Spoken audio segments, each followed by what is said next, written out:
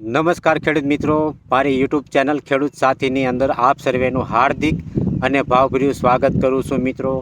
મિત્રો આજના આ વિડીયોના માધ્યમ દ્વારા ખેડૂતોનો એવો એક પ્રશ્ન એટલે કે મિત્રો શિયાળુ પાકની અંદર જ્યારે મિત્રો ચણાનું વાવેતર કરેલું હોય અને આ ચણાના પાકની અંદર ઘણા બધા ખેડૂત મિત્રોની મેં વિઝિટો કરું છું અને એ વિઝિટોના અનુસંધાને મિત્રો ઘણા બધા ખેડૂત મિત્રો એવું કહી રહ્યા છે મને કે ચણાના પાકની અંદર જ્યારે જાંબુડીઓ આવે છે અને અમારો પાક ઘણી બધી દવાઓનો સારામાં સારી કંપનીઓનો છંટકાવ કરવા છતાં અમારા ચણાના પાકની અંદર સુકારો આવે છે મિત્રો.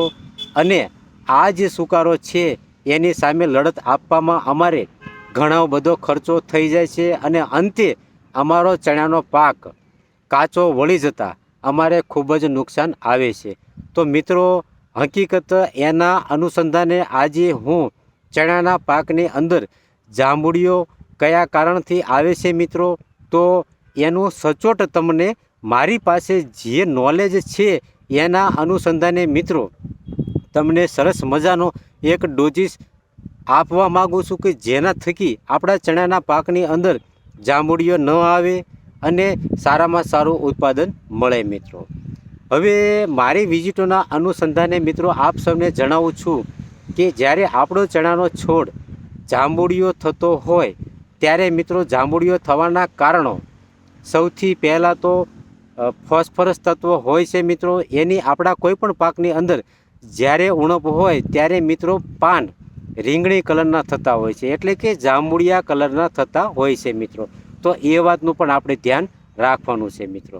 હવે ફોસ્ફરસની ઉણપ હોય અને મિત્રો આપણે મિક્સ માઇક્રો ન્યુટનનો ઉપરથી છંટકાવ કરીએ તો હકીકત મિત્રો આપણો ખર્ચો વધશે પણ જાંબુડીઓ તો એની એ કન્ડિશનમાં રહેવાનો છે અથવા તો મિત્રો વધવાનો છે. તો હકીકત મિત્રો આપણે એ છંટકાવમાં 05234 એટલે કે સૌથી પહેલાં છોડને ઉમળવાનો છે.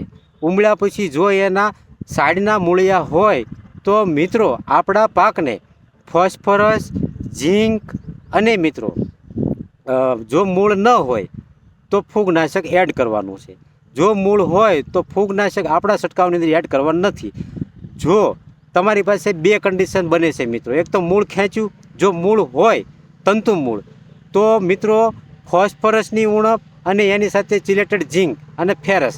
તો મિત્રો આનો એક ડોઝીસ એવો બનાવવાનો છે કે 05234 જે કિલોનું પેકેટ આવે છે પ્રતિ પંપની અંદર 100 ગ્રામ માપ રાખશો તો કિલોના 10 પંપ થશે.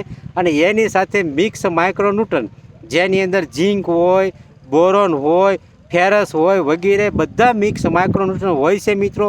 તો આ બંનેનો તમે છંટકાવ કરશો અને એની સાથે નોર્મલ ઈયળનો દઈ દેવાનો છે તો સારામાં સારું રિઝલ્ટ આવશે અને આપણા પાકનો જાંબુડીઓ મિત્રો ગાયબ થઈ જશે.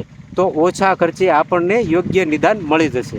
હવે મિત્રો જુઓ આપણા પાકની અંદર એટલે કે ચણાનો છોડ ખેંચો અને જો મિત્રો ફૂગ આવી ગઈ હોય એટલે કે મૂળિયા જે તંતુ મૂળ છે એ ન હોય તો મિત્રો આપણે 05234 લેવાનું છે પણ કિલોના પેકેટમાં લેવાનું નથી, ચિલેટેડ ફોર્મમાં લેવાનું છે મિત્રો, જેથી કરીને ફંગીસાઇડ સાથે ફોસ્ફરસનું રિએક્શન ન થાય. તો મિત્રો ચિલેટેડ 05234 લેવાનું છે, એની સાથે મિક્સ માઇક્રોન્યુટન લેવાનું છે અને એની સાથે કોઈ પણ સારામાં સારી કંપનીનું ફૂગનાશક લેશો તો મિત્રો જાંબુડિયા સામે સચોટ આપણને નિવારણ મળશે મિત્રો. આ મારા અનુભવ પ્રમાણે હું તમને સરસ મજાનો ડોઝીસ આપું છું મિત્રો. તો આવી તમે ટ્રીટમેન્ટ કરશો તો આપણા ચણાના પાકની અંદર કાચા ચણા નહીં વળે અને મિત્રો સુકારો નહીં આવે અને સારામાં સારું રિઝલ્ટ આવશે મિત્રો. હસતું